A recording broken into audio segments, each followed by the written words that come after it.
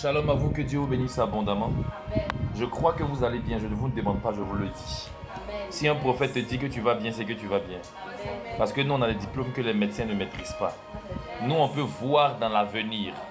On peut voir le devenir dans l'avenir. Yes. Et donc, si on dit que tu vas bien, c'est que tu vas bien. Yes. Même si tu vas mal, C'est une expérience. que je te dis que tu vas bien, c'est juste que ton corps n'avait pas été informé que tu allais bien. Sinon, en réalité, tu vas bien. Alors, je t'annonce que tu vas bien, tu ne m'as pas dit Amen. Amen. J'aimerais prêcher sur le réveil spirituel. Alléluia. Amen. Mais je vais faire un exercice. Yes. Je veux prêcher sur le réveil spirituel à partir de versets qui n'ont rien à voir avec le réveil, à partir de questions qui n'ont rien à voir avec le réveil, afin de pouvoir vous prouver que Dieu n'a pas peur et que Dieu est capable de répondre même dans... La Bible dit, il a une sagesse infiniment variée. Et c'est ça que moi je veux tester. Je veux mesurer l'élasticité de la sagesse de Dieu. Avance, mon Père. Tu n'as pas dit Amen. Amen. Donc, est-ce qu'on peut y aller avec les questions? Merci. Yes. Première question. Quelle est la différence entre la rébellion et l'insoumission? Et quelles sont les conséquences de l'insoumission?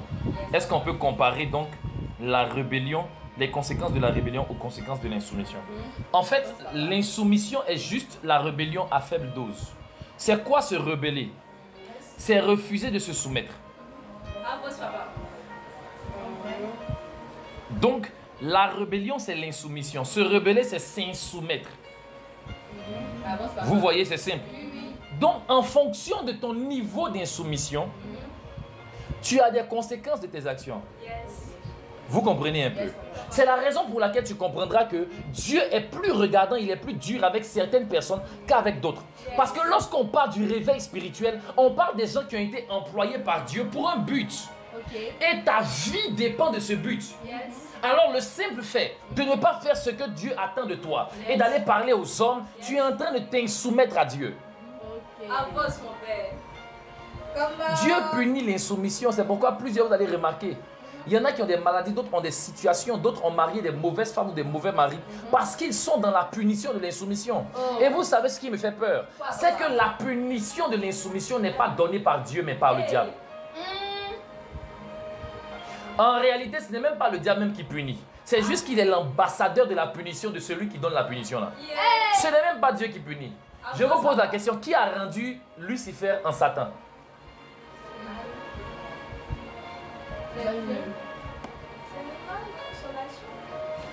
En réalité, personne n'a rendu Lucifer en Satan. Il est devenu ainsi par sa propre nature. J'explique ça. Avance, papa. Parce que toute énergie existe par la présence de son contraire. L'existence existe et se maintient par la contre-existence. Ça veut dire quoi? Ça veut dire que s'il y a le 1, c'est qu'il y a le moins 1. Ok. Parce que s'il n'y a pas l'opposé, la valeur de la chose même n'existe pas en réalité. Yes. Ou bien? Yes.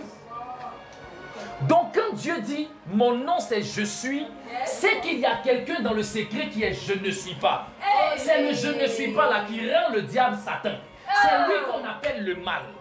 C'est ainsi que lorsque tu te soumets à Dieu et que tu restes sur son chemin, tu peux demeurer dans la vérité. Mais si tu t'écartes, personne ne va t'appeler, mais tu es automatiquement dans le mensonge. C'est quoi le mensonge?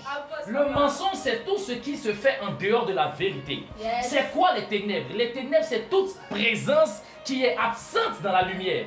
Yes, yes. Je sais que j'ai parlé en haut, mais vous allez comprendre. Avance, papa. Avance, mon Père. C'est bon? Yes. Donc, Dieu n'a pas créé le mal. Yes. C'est la présence de Dieu qui a envoyé la présence du mal. Yes. Oh. Avance, papa. Parce qu'en réalité, le mal n'existe pas. Le mal ne peut pas se définir. Il ne peut se définir que dans l'absence de quelqu'un. Yes. C'est quand il n'y a pas de bien qu'il y a le mal. Yes. C'est bon? Yes. Continue, Mr. Charles.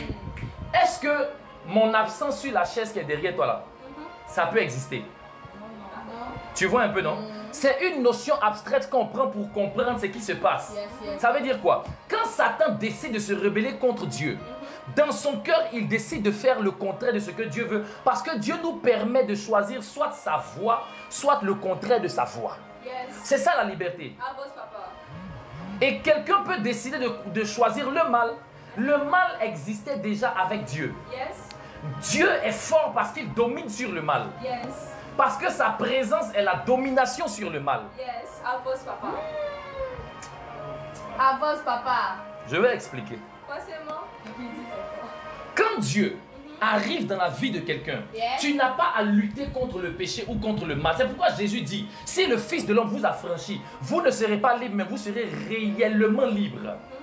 Parce que sa présence anéantit son absence.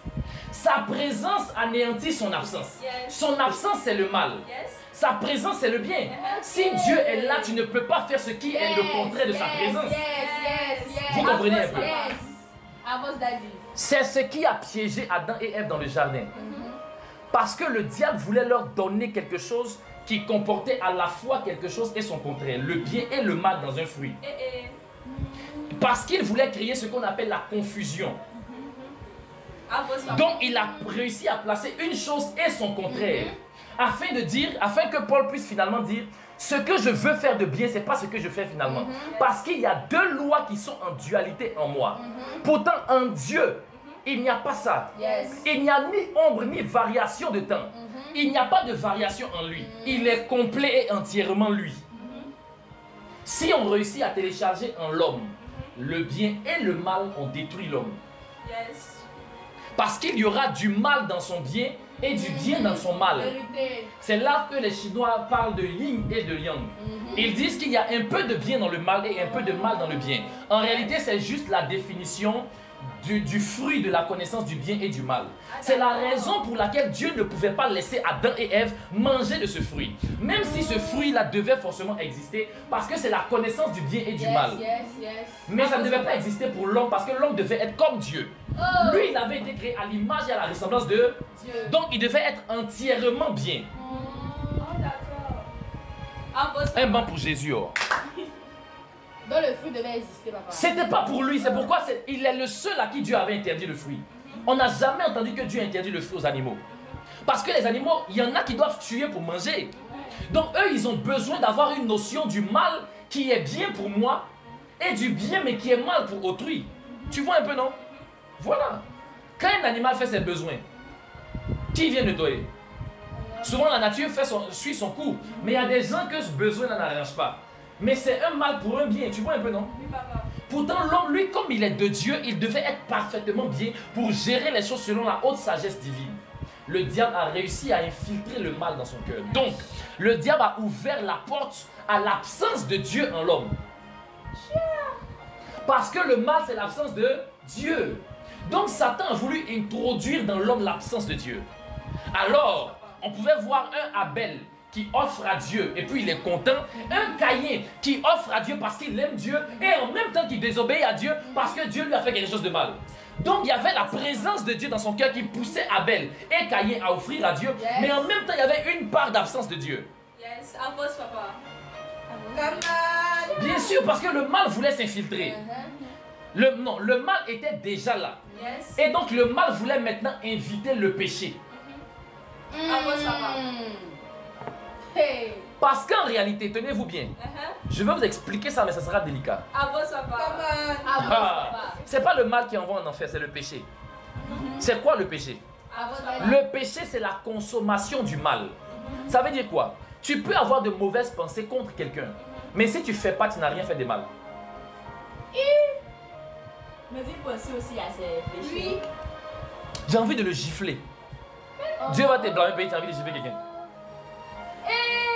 Dieu juge les pensées de l'homme parce qu'il sait que les actions sont générées par les pensées. C'est bon? Mais en réalité, il ne condamne pas l'homme en fonction de ses pensées. Dieu est au-dessus de ses pensées. Il sait d'où ça vient.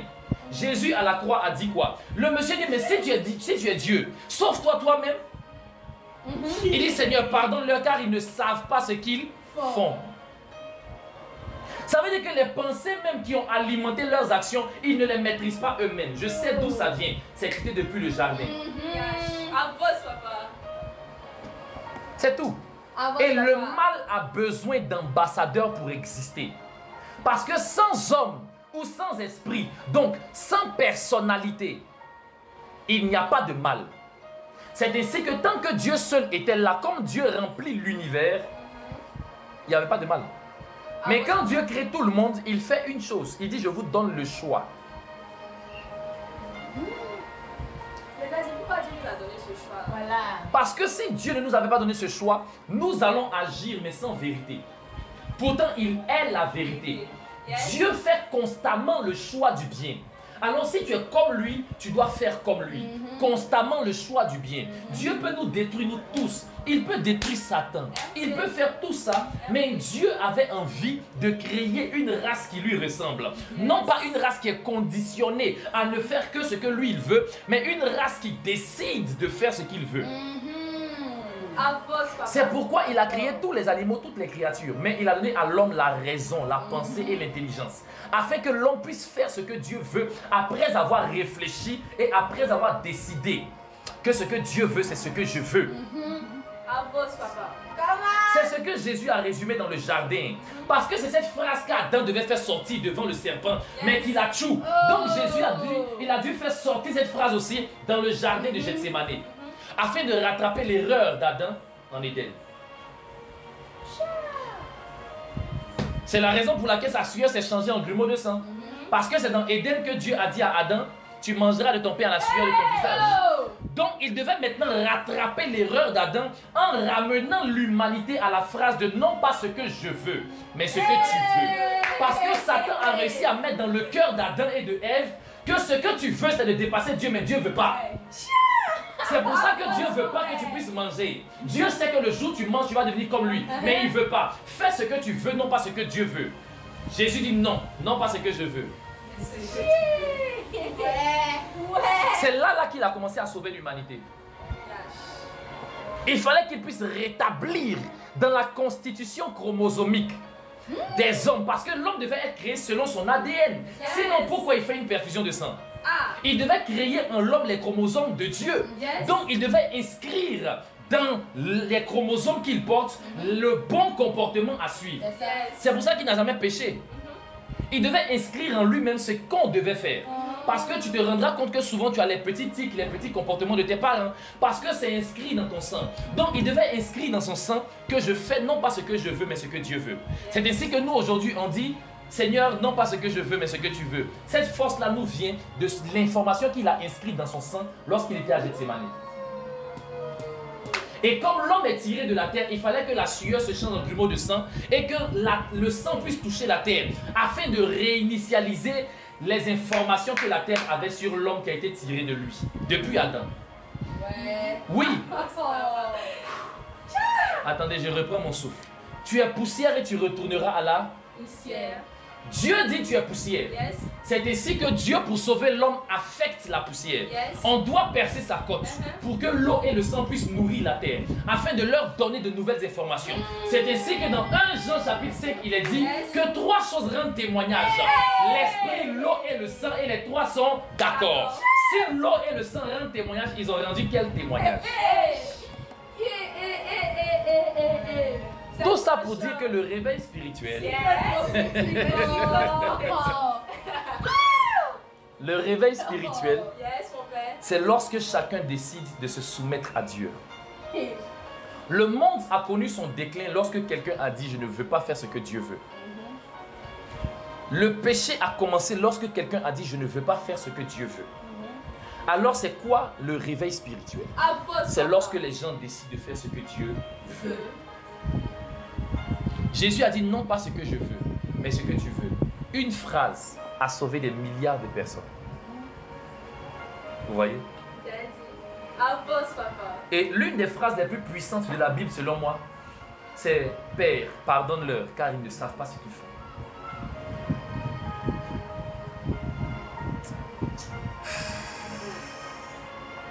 Jésus venait de montrer sa sagesse psychologique. Oui, il venait de définir l'homme. Et il a maîtrisé, il a montré par cette phrase qu'il a maîtrisé les composants de la pensée de l'homme. Il a étudié l'homme depuis ses fondements, depuis ses intentions, depuis ses pensées profondes. Il a compris qu'en réalité, le schéma initial n'est pas respecté. Et que si l'homme pêche, c'est parce qu'il est déréglé. Il ne sait pas ce qu'il fait. Alors il dit à Dieu, Seigneur, pardonne-leur, car ils ne savent pas ce qu'ils font. Il vient de dire à Dieu, Seigneur, tu sais, je sais. On sait tous que si l'homme était conscient, il n'allait pas faire ce qu'il est en train de faire. Il a tué Dieu. L'homme a tué Dieu. Qui est-ce qui pouvait faire ça s'il était conscient? C'est vrai. Oh. Si tu sais que tu ne sais pas, tu sauras. Avance, papa. Yeah. Avance, papa. Oh, oh. Bref, Bref. je disais, Avance, papa. le réveil spirituel. Donc c'est un peu ça le réveil spirituel par la grâce de Dieu. Amen ou pas amen? Amen. Ceux qui disent non, si Dieu existe, c'est que c'est lui qui a créé le mal, puis si c'est lui qui a tout créé. Donc Dieu a créé le mal, donc Dieu est méchant, donc... Ils ne connaissent pas, appelez-moi. Ils ne connaissent pas. Einstein leur a posé la question. Parce que Albert Einstein a demandé, est-ce que le froid existe? Le froid est juste l'absence de chaleur. C'est-à-dire le mal n'existe pas, le mal c'est l'absence de Dieu. Maintenant moi je suis venu lui expliquer, s'il était là, il allait mieux comprendre qu'en réalité c'est parce que voilà, tu sais, etc. Vous comprenez, non? Parce que les énergies contraires ça existe, hein. Yes. Le vide est une existence.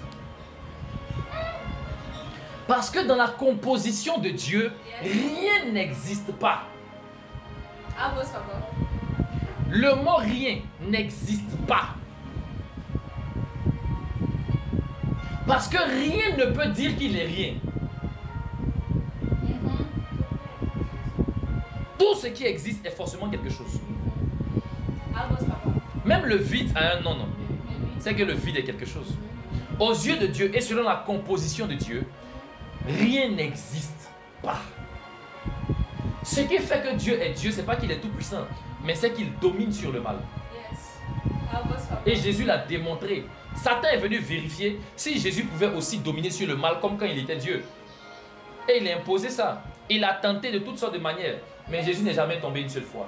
Il a montré qu'il dominait sur le mal. Yes. Allez, Jésus. Et il a montré les 3 secrets majeurs pour dominer sur le mal. Avance, papa. Avance, Daddy. Bon, il m'a dit 3, mais moi, c'est un seul que j'ai reçu, la sagesse. Est-ce que vous savez que la sagesse permet de dominer sur le mal? Yes. Avance, papa. Comment, Daddy? D'accord, je reviens. Vous allez me demander, mais pourquoi l'homme le plus sage du monde a péché contre Dieu? Parce qu'il a corrompu sa sagesse. Il a commencé à apprendre non plus les sagesses de Dieu, mais les sagesses des faux dieux. Par les femmes qu'il a mariées qui ont envoyé leurs croyances. Oui, parce qu'on dit il a tout étudié pour tout comprendre et pour tout apprendre. Et finalement, il s'est corrompu. Il est le père des francs-maçons et des rosicruciens. Salomon. Aujourd'hui, l'étoile de David, son père, a été utilisée de manière mystique puisqu'il a compris les codes qui étaient derrière l'étoile de son père. Pourquoi David mettait l'étoile qui est sur le drapeau d'Israël là, sur ses boucliers et sur son épée? Et pourquoi David ne perdait jamais les batailles? Avance, papa. C'est parce qu'il y avait un ange qui lui était apparu et qui avait signé ça comme étant une alliance avec lui. Nous les prophètes, on sait. C'est ça? Et on connaît cet ange là, c'est l'archange Michael. Parce que c'est lui qui travaille avec ce mystère là. Bref. Avance, papa. Le réveil spirituel. Ouais, c'est quoi? Oui. Attends, bon, je vais vous poser une question. La Bible dit, Jésus apparaît et dans sa main il y a 7 étoiles. Et la Bible dit, Jean dit, les 7 étoiles sont les 7 anges. Bon, s'il y a 7 anges, et chaque ange est représenté par une étoile. Donc, croyez-le, l'étoile qui est sur Israël là, vous pensez qu'il ne savait pas ça? C'est un ange. Pourtant, la Bible parle de, Gabriel dit, votre prince Michael est venu m'aider. C'est lui qui est votre principal chef. On sait tous, dans la Bible c'est écrit, que l'ange principal d'Israël c'est Michael. Avance, papa. Donc le calcul est simple. L'étoile qui est dessus là, c'est l'étoile de Michael. Parce qu'ils ne vont jamais te dire que c'est l'étoile de Jésus. Ils n'ont pas que de te dire ça. Et puis l'étoile de Jésus-Christ n'a pas 6 branches.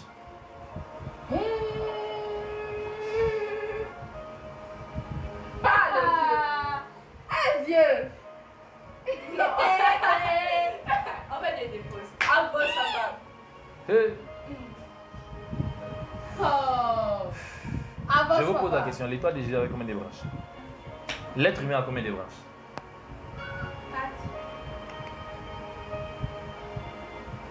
6. 7. Bon, citez les branches, je vais voir.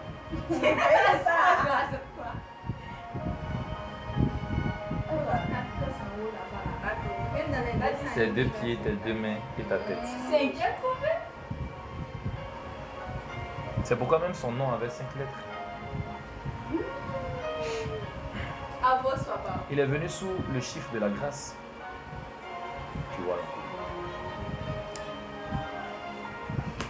J'aime trop parler des choses comme ça. J'aime trop. Oh. Je sais pas comment vous expliquer. J'aime ça. J'aime trop parler des choses comme ça. Je vais vous poser une question. À votre place. Chloé, tu as répondu quand je t'ai appelé, non? Pourquoi? Parce que c'est ton identité qui est déterminée par l'identification que tu reçois. Ton nom est une identification de ton identité. Ça veut dire quoi? On permet à quelqu'un de pouvoir nommer quelqu'un pour qu'on puisse identifier la personne.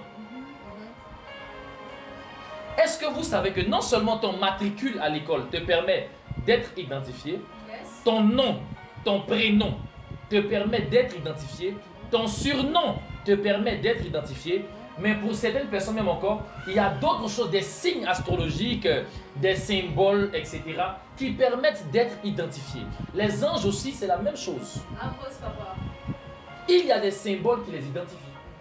C'est pourquoi les mystiques vont vous dire que pour pouvoir invoquer des esprits, on peut faire des pentacles. Quand tu traces un pentacle, tu invites, tu invoques un esprit. Tu peux faire des protections autour de toi pour ne pas que cet esprit-là puisse venir te tuer. Parce qu'il y a des esprits, ils s'en foutent. S'ils t'ont vu, ils vont vouloir te rendre fou. Oui, pourquoi tu m'as appelé? Tu leur plais pas, ils te rendent fou. Je te dis. Merci. Mais non. Mais il y a des anges qui sont violents. Yes. À votre papa. Les émotions appartiennent à ceux qui sont spirituels. Yes. Plus tu es spirituel, plus tes émotions sont puissantes. À votre papa. Plus tu es spirituel, plus tes émotions sont puissantes.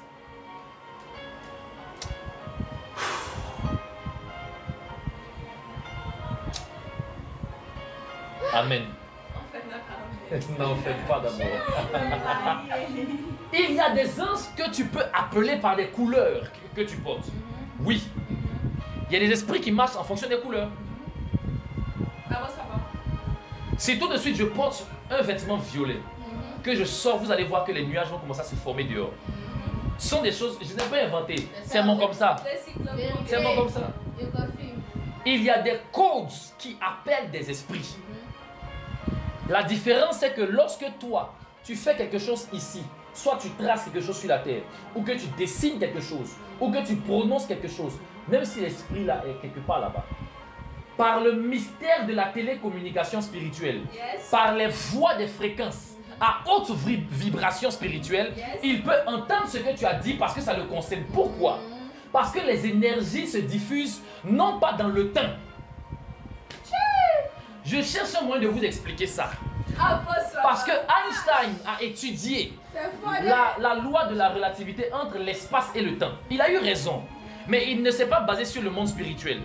Parce qu'il a dit qu'il peut avoir une distorsion de temps. Si l'espace est biaisé, il peut avoir aussi l'inverse. C'est-à-dire, le temps peut être influencé par l'espace. Comme aussi l'espace peut être influencé par le temps. À votre papa. J'explique. Yes. Il y a des endroits, si vous construisez trop de choses, ou qu'il y a trop de choses qui étouffent l'atmosphère, le temps sera plus lent. À l'école. À votre papa. À l'école. Avec cette classe, ça t'a l'impression que ça vient. Il dit que la distance influence la durée et que la durée influence la distance. Et il a étudié ça, vous voyez un peu. Mais ce qu'il a oublié, c'est que dans un monde où le temps est différent, les lois sont différentes. Parce que dans le monde spirituel, il y a un temps, mais qui est différent du temps physique. Et je ne parle pas du kairos. Parce que le kairos n'est pas le temps du monde spirituel, Yes. c'est le temps de Dieu et de ceux qui connaissent Dieu. D'une manière ou d'une autre. Un jour peut-être on va vraiment parler du kairos.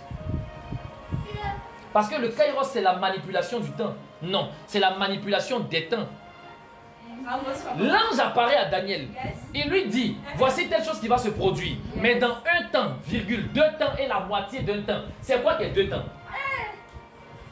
Et après on dit non que ça fait 3 ans et demi, etc. J'arrive, je vais expliquer ça après. Après. Je vais expliquer ça après. Alléluia. Amen. Et donc tu peux comprendre que l'être humain fonctionne ainsi. Nous marchons en fonction de ce qu'on sait.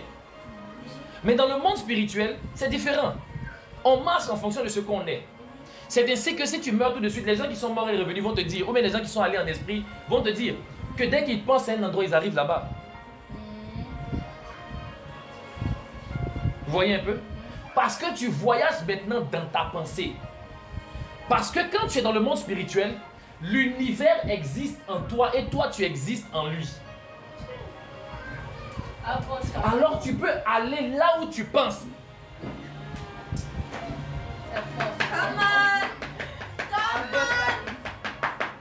Et là je parle d'un certain niveau de spirituel.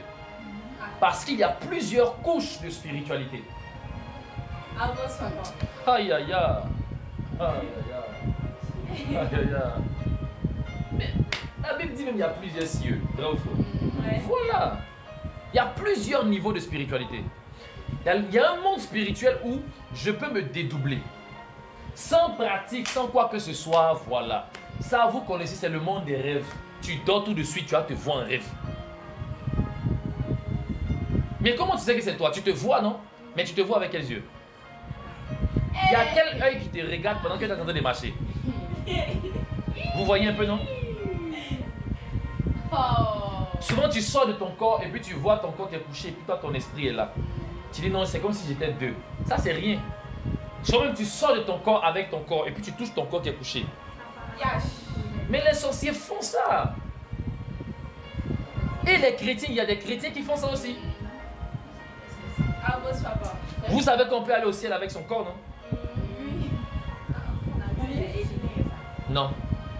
Paul aussi a vécu ça. Tato a prié pour un petit. Il a disparu de sa chambre.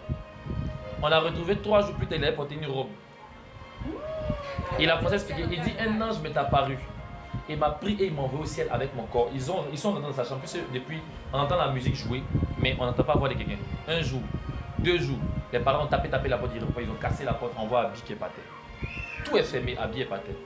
Il est parti au ciel avec son corps. Ils ont appelé Tato, dit, où est mon fils? Il est parti au ciel avec son corps. Il y a des gens qui font ça, il y a des gens qui vivent ça. Nous on prie, Dieu va faire grâce. Amen. C'est ce qu'on appelle la manipulation de la matière. Souvent tu as accès à des dimensions spirituelles. Par exemple là, Jésus pouvait passer au travers du mur quand il est ressuscité.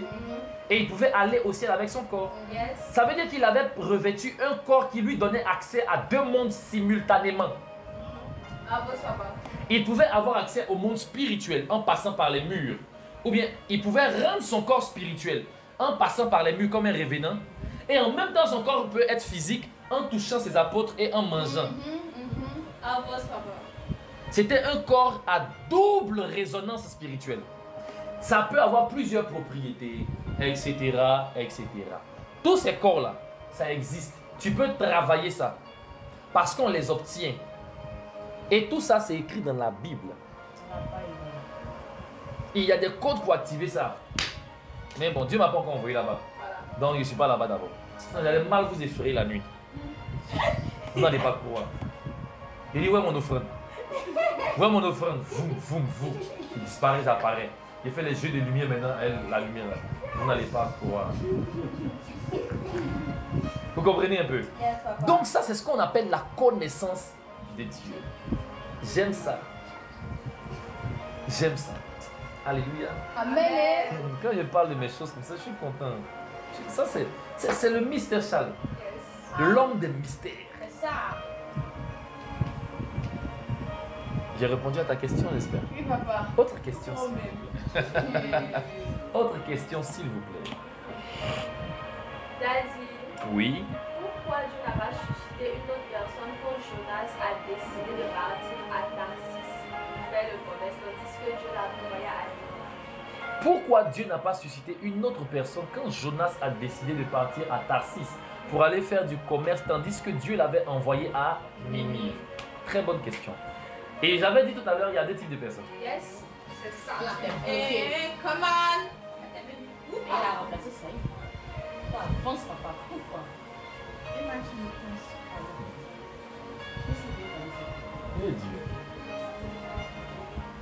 Dieu peut tout. Mais ce qui nous fatigue, c'est qu'on ne comprend pas que Dieu ne veut pas tout.